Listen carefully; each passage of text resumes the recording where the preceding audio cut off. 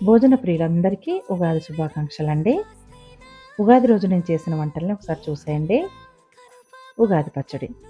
ఉగాది పచ్చడిలో షడ్‌రుచులంటారు కదండీ! నేను వేసినయి కరెక్టో కాదో చెప్పండి.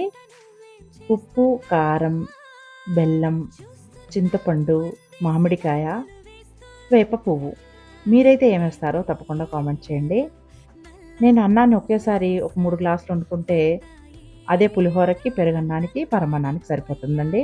తొందరగా అవుతుందని ఈ విధంగా చేస్తాను. ఓలిగ పిండి ముందే కలిపెట్టుకొని బొబ్బట్లయితే ఒక 4, 5 చేసేసుకున్నాను. ఈజీగా అయిపోయింది పూజ. ప్రశాంతంగా జరిగింది.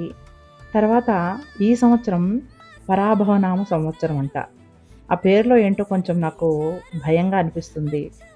మీకు కూడా ఎవరికన్నా ఇలా అనిపిస్తే కామెంట్ చేయండి.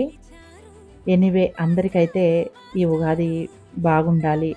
అందరూ హ్యాపీగా ఉండాలని కోరుకుంటున్నానండి.